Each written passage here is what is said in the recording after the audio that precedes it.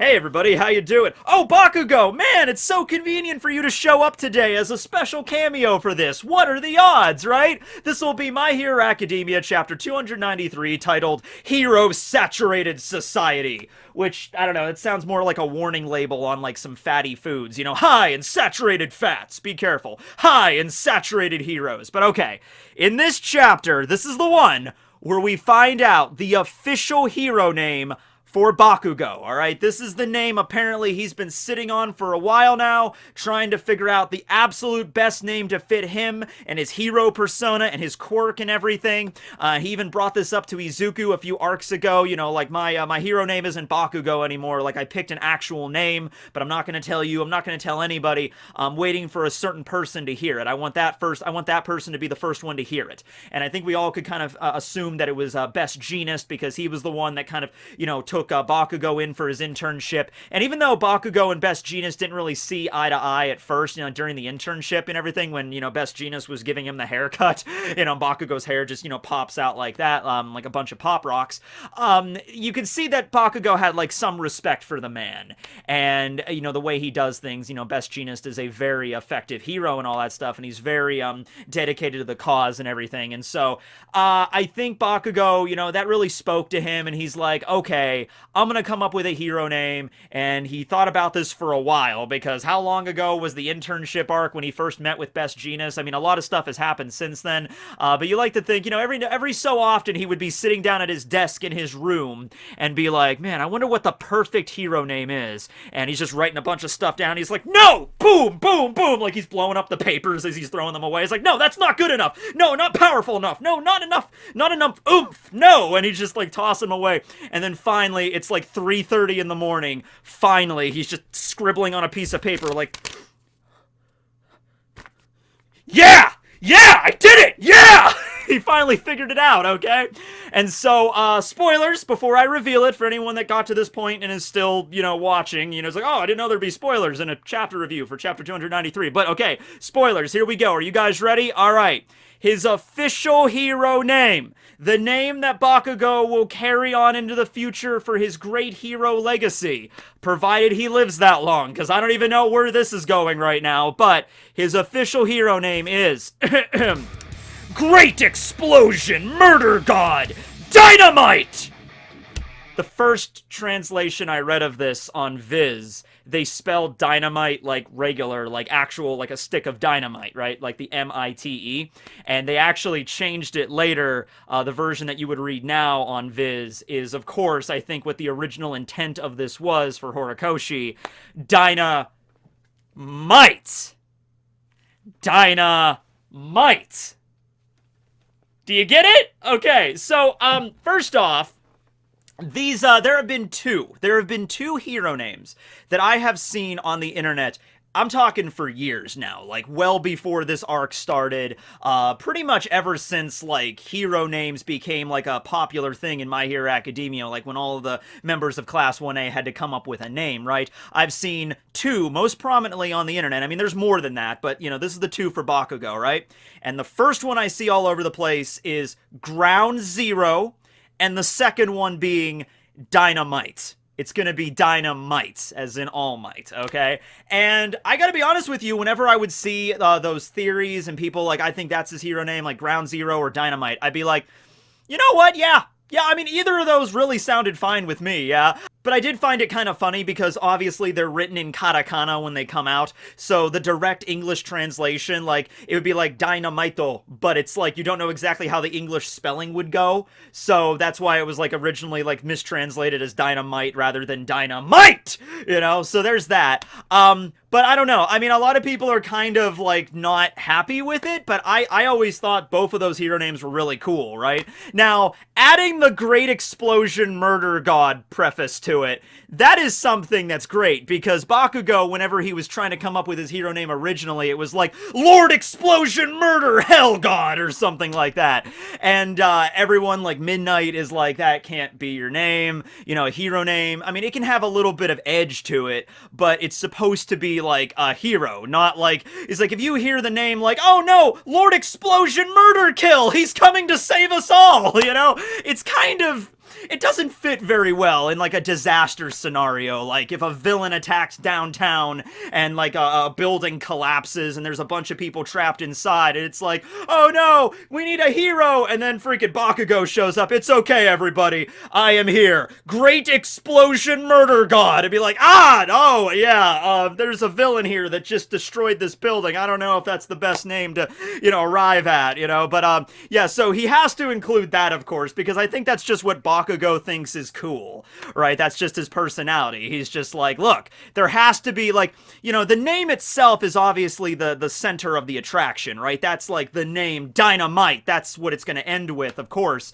but it has to have a lead-up, a follow-up to it, right? And we see this with a lot of other heroes, right? They have, like, the preface, like, for example, Froppy is the rainy season hero, Suyu's persona, so it's the rainy season hero, Froppy. There's, like, ones like that, like Uraraka's would be, like, the gravity hero, Uravity, or something like that, right? So a lot of other heroes have that. It's just not the exact same structure or level of violence and death and explosions and murder that is with Bakugo. I also love the fact, okay, let's break this down. All right, let's break this down word by word. All right, I love this. Okay, great.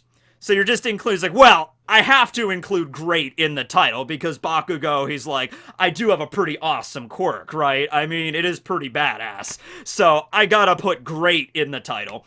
Explosion, well, I mean, that just tells everybody what I'm about right away. In case the dynamite thing, if that goes over people's heads, like they don't understand exactly what my quirk is all about, I gotta put explosion in there so people really understand. So he's like sitting there, he's like, great explosion. All right, we're doing good. What's next? Murder. You'd feel like in My Hero Academia, in the universe, and this might actually become an issue. That would actually become a thing where it's like, you have to probably go to like the official, like, hero office or like the courthouse or something, because like the Hero Society in My Hero Academia, there's like a lot of bureaucracy involved in this too, right? So you'd figure it isn't as simple as just calling yourself a name. You actually have to go and fill out paperwork and like register, like, I am Katsuki Bakugo, and I am registering under the name Great Explosion Murder God Dynamite, right, and send it in. And you have to imagine, like, there's, like, the Public Safety Commission or the Hero Name Division or whatever, like, organization is in charge of that. They would look at that and they would just be like, all right, this is already so ridiculous. We're okay with Great Explosion, God, and Dynamite, but you can't have murder in your hero name, Bakugo. Bakugo would be like, come on, why not? It'd be like, because we're heroes. Murder is not really a hero kind of aspect, you know what I mean? You're gonna have to change that part, you could just be Great Explosion God Dynamite, how about that? He's like, well, whatever, but I feel like it's really lost, so he might have some problems with that being included. He might have to, like, change that around. But then you have God, just, like, great wasn't enough. It's just like God also has to be included, right? And then ending it out, of course, with the final, the hero name itself, Dynamite, spelled, Dyna, M-I-G-H-T, in, homage to All Might, kind of in a similar way to what Kirishima did, and this kind of, like, naming scheme has been seen before with him, like, because Kirishima's hero was Crimson Riot, and then he decided, because he was inspired by him, to take on the name Red Riot, which I think actually sounds better because you got the alliteration going on there. The alliteration, you always go for alliteration over anything else, right?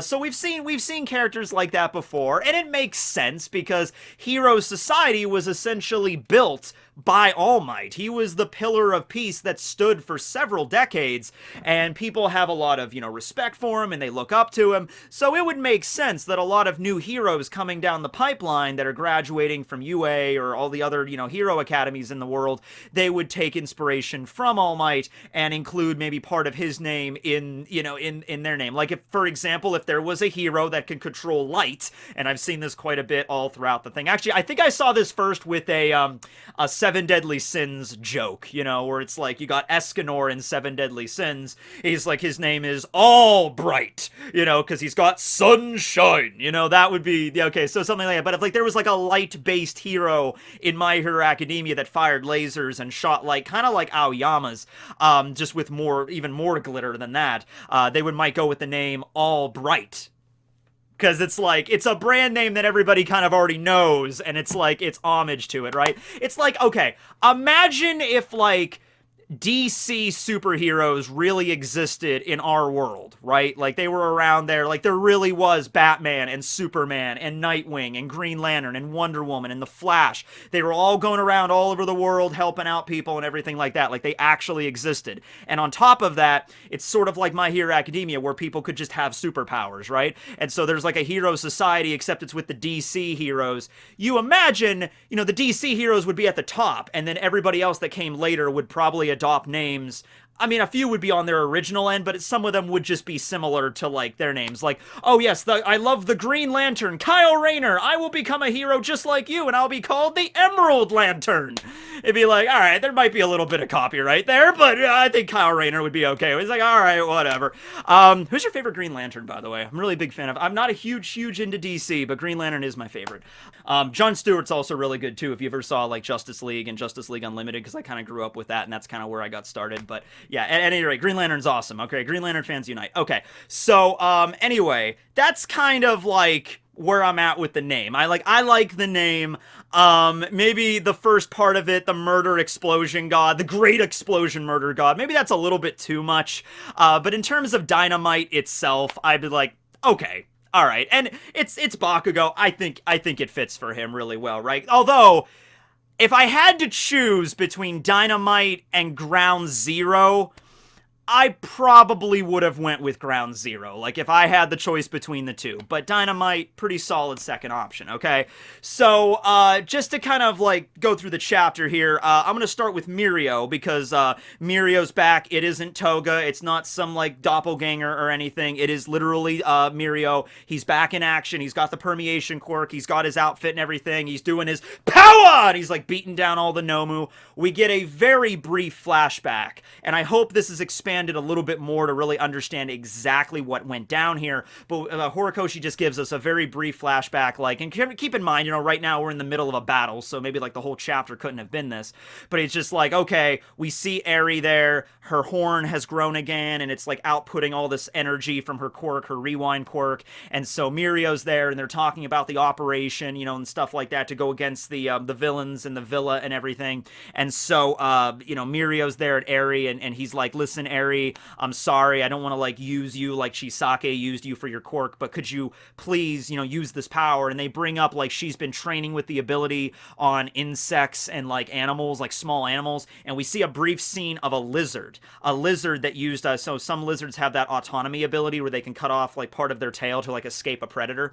So in this situation, you see a lizard that, like, has its tail lopped off, or it dropped its tail, and then Eri used her rewind quirk to, you know, repair the lizard's tail, so the tail's back. So she's been doing that for, like, the last few months, with little discharges of her ability, right? So she wasn't at full capacity yet, but I think with just the guidance of Aizawa and the other, you know, heroes at UA, they're like, okay, Eri, just use, like, a little bit of your, that energy that you have inside of you and try to repair, like, this insect's, like, broken leg, or, like, the lizard's tail, or just, like, things, like, start small so you can just get, like, a handle on how to control your quirk, right? And so this has been, I think, about half a year. I think Mirio says here around 6 months or so, because right now this is like March, and I think the Chisake arc that started in like September-ish, right? So it's been about 6 months for them.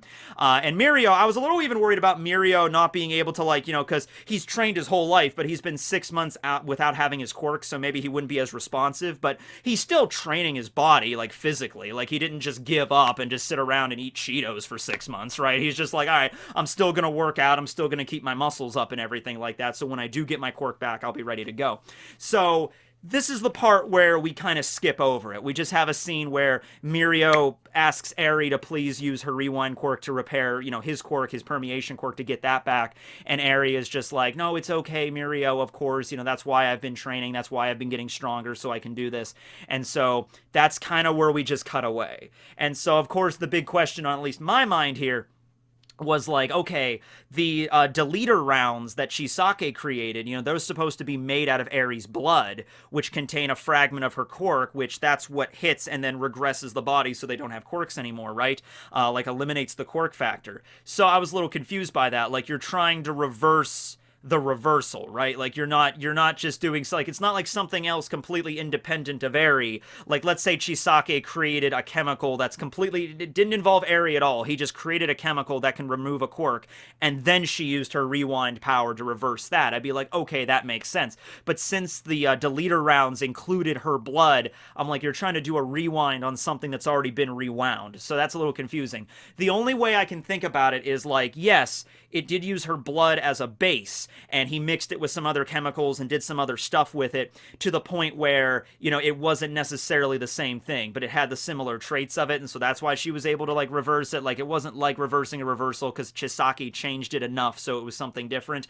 Like I said, I really hope that this is expanded upon a little bit more, but right now in the center of this battle, maybe Horikoshi was like, all right, I don't have time to give you, like, an entire backstory on what happened here, but yeah, it was Eri that healed Mirio, so, hold off on that for a little while, and we'll see what maybe another explanation we'll get from there, go into a little bit more detail of how her quirk works and what she can really do with it now, okay?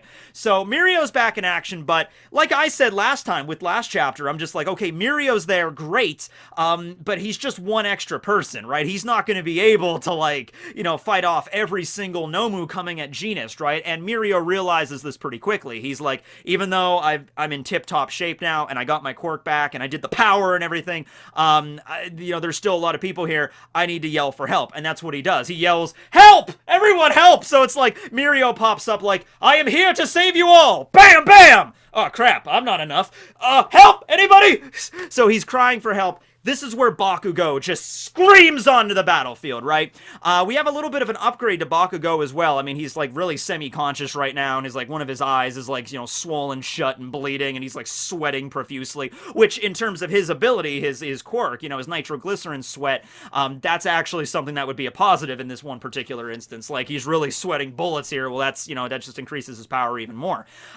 But he remembers the time, a few chapters ago when he jumped in front of Izuku to take the hit, and he mentioned that, like, those explosions that I used right there when, like, life or death was at stake here, they were a lot faster and they were a lot more rapid succession. And I think that's what Bakugou's getting across here. Like, this is a battle unlike I've ever been in my entire life. This is literally, I screw up, I could die. And so the adrenaline's really pumping, and with all of that craziness going on, he's just like that life and death situation. He's like, I'm able to fire off explosions at a much more faster rate and, like, just amp the ballistic power of them, I guess, like, amp it up to crazy degrees, and so he could travel a lot faster and a lot more, like, rapid succession, like, phoo! And so he does that, and Ito was supposed to be watching him, but Ito, like, takes his eyes off Bakugou for, like, 5 seconds, well, I guess when Mirio popped out, and Ito's like, whoa, Mirio! And then all of a sudden, Bakugou's just, phoo! He's gone, and so he bursts in on the scene, and he blasts a bunch of the Nomu back, and Genist is there, and Genist is still trying to contain Machia,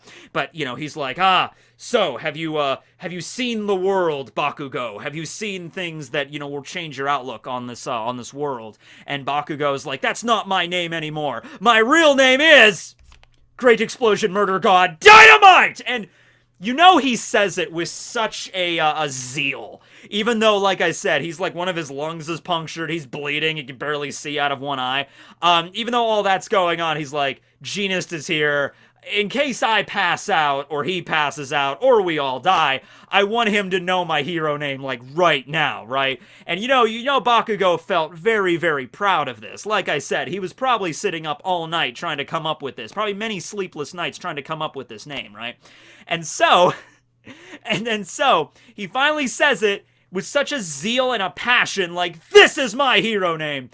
And nobody except for Mirio really, like, comments on it directly. They're all just, we just get inner monologues, like inner dialogue from everyone. Like, Genist is like, My god, that's a tacky name. And, Hado. Oh, by the way, Hado's okay. She got burned by Dabi last chapter, but she's back. I mean, she's still injured, but she's not, like, out of the fight. Hado comes back, and she launches another attack alongside Bakugo as well. And Hado thinks that it's just, like, a disturbing name, probably because murder is included. And murder god, especially. And then, yeah, you got, like, all these other characters. Like, you got, Mr. Compress that's, like, you know, man, that's really just, that's really, like, just stupid. You know, it's very tacky. You know, and then Spinner's the same thing, like super tacky, or that's like really stupid, right? And so everybody's like not on board with it. Ida's like, oh man, that's such a mouthful. Like, if more than anything, like, Bakugo, come on, man. Like, you got a lot of stuff that, like, you're there, you arrive on the scene, you're there to help. It's just like, hello, everyone, I'm Great Explosion Murder God Dynamite! Like, that's maybe a little bit too much in a single sentence. Maybe just shorten it a little bit. But the only person that actually says anything is Mirio, and Mirio laughs. And Bakugo's kind of, like, offended by that. He's just like, hey, what do you mean? It's not funny. And Mirio's like, hey, you know what? You know, my master, Night Eye, Sir Night Eye, he was like, a world without laughs or humor is, like, not a world living in, or not a world, you know, fit to, like, live in, essentially. Because that was, like, Night Eye's thing. Like, Night Eye was this very stoic character, but he had, like, a sense of humor, kind of like a dry sense of humor. And it's like, humor is a big part of, like, carrying on the world and the laughs of, like, all the people of the world, right? And so Mirio was his student, so Mirio kind of adopts that mentality. So when Mirio first hears it, he thinks it's kind of like a parody. Like, he thinks that Bakugo came up with it to sort of be funny, like that was his goal, like, oh, dynamite, that'll get people chuckling. And so Mirio laughs and it's like, oh, that's a humorous name, Bakugo. And he's just like, it's not supposed to be funny, it's supposed to be serious. I'm like, oh yeah, okay, I didn't mean to hurt your feelings, but, you know, a world without laughs, it just sucks, right? So it's a good thing you came up with that name. So, yeah. I think it's probably going to be taken a lot by the world, maybe in a humorous light, more like maybe people will respond to it more like Mirio responded to it, rather than like Hado or, you know, Best Jeanist. I kind of feel bad a little bit for Jeanist, because Jeanist is like, okay, Bakugo's sort of like my student. I kind of took him under my wing, and I was trying to give him good life advice and be like, okay, you need to come up with a name that reflects you, okay? And then Bakugo went away for a few months, and he came up with a name, and Jeanist is like, I bet Jeanist was expecting something profound. He was expecting something that would, like, reflect, maybe not so much the fact he blows things up, it would reflect the things of, like, I will use my power to, like, save people or something. Like, I'll be a true hero, right? And you know what? And if it was just dynamite, I think that Jeanist would be like, yeah, okay, fine, we'll go with that. It's still kind of tacky, but we'll go with it. It's kind of childish, but whatever, we'll roll with it. But the fact that he does, like, oh no, I've thought long and hard about this, Jeanist. Great Explosion Murder God. At that point, Jeanist would just be like, I mean, if he wasn't trying to restrain, you know, Machia, he would just be like, okay, stop it, murder. Stop it, murder. All right. We need to do another tactic here. You thought for 6 months about that? Okay. Okay, all right, give me the rest of it. You know, like, I was like, all right. But at any rate, we'll see where that goes. So the rest of the chapter is him still trying to hold down Machia, maintaining his focus as the other heroes are trying to protect him. It's looking not too good, because Dabi is, like, you know, completely bathed in fire. And we actually, as I said last time, and, you know, the whole thing with Dabi is that his fire, his cremation quirk, it burns a lot hotter than Endeavor. And so you still got the overheating abilities, and that's why his skin is all burnt and, like, stapled together and everything. Well, in this chapter, he's been keeping this cremation quirk active for so long, his flesh is seriously beginning to, like, burn away or, like, flake off of his body. Like, Dabi is, like, I think so just berserker right now and just so insane with everything going on, like, you know, realizing his, like, goal here to encounter Endeavor and Shoto. He's like, hey Shoto, what'll happen if I burn you apart? I wonder what expression Dad'll have then. You know, he's just going insane with this, but he's not really, I think, paying attention to how much fire he's outputting and how, like, you know, like, just a crazy, just inferno his cremation is. And I think it really is going to be a thing where he goes to, like, attack Shoto or Endeavor, and it just burns out. Like, he literally burns out. Like, he's just so hopped up on, like, endorphins right now. Eventually, his body's just going to shut down with all the fire. Like, he's just going to be like, aha, this is it, the final attack, Shoto! Ugh. And then his body, like, wouldn't it be crazy? And this could actually happen if he, like, takes his, like, fist with, like, fire and just goes to try to punch Shoto, and then his flesh just like ash because he's been keeping it active for just so damn long and not even paying attention to the pain anymore. His body just like crumbles apart, like he loses a hand, and he's just like, oh, guess I kept it active for too long. See what you do to me? You know, like, that could seriously happen, and it's like Mr. Compress. He's got like a replacement, like robotic arm or whatever, so maybe you could do that with Dabi if something happened. But it's like, I think Horikoshi's making a point to say, especially where we see, it's like a full-page spread we see in this chapter of Dabi's face, and it's just burning apart. You know, like the skin is just being singed off. So, yeah, I think he's gonna hit a hard limit soon. It just depends on if like Shoto's gonna burn out first or Dabi. Shoto, though, does have the ice quirk, you know, the half cold to kind of keep him balanced. That's the whole point. And Endeavor is still there, kind of in just shock of just like, Toya, but you're not Toya, but you are Toya, but, you know, so there's that going on. The chapter finally ends with Machia about to break out of the fabric, the cables, but then at the exact moment that happens, he begins to like, oh, I'm out of power, and then he just drops. And it's like, what the hell just happened? He couldn't break free, and it turns out that it's because of the exploits. And it turns out it's because of what Momo and Kirishima and Sero and Ashido and Kirishima and everybody did back at the villa, getting the sedative inside of Machia. It just took a really long time for it to take effect, like longer than usual. And it had not even like a delayed effect. It's just like, I think he was under the effects of this for a while, like as even Spinner mentioned last chapter, like he was really winded when they got there. So it was definitely working. It was definitely going throughout his body. It was definitely coursing through him, because Momo created like a lot of this stuff, and it was like undiluted, and it's like, this is enough to like, you know, even though he's huge, this has to have some freaking effect. This stuff is extremely like, you know, potent. And so they get it into his mouth, but it took a while for it to really take effect. Like he rampaged at first, but then it's just like, all right, it's starting to course through your bloodstream or whatever. He's like, all right, starting to get a little tired here. And then he like, you know, Shigaraki wakes up and is like, I destroy Machia. And Machia's like, oh, second wind. And he's about to break free. And then finally it just circulates enough. And it's just like, I can't. And then he just drops.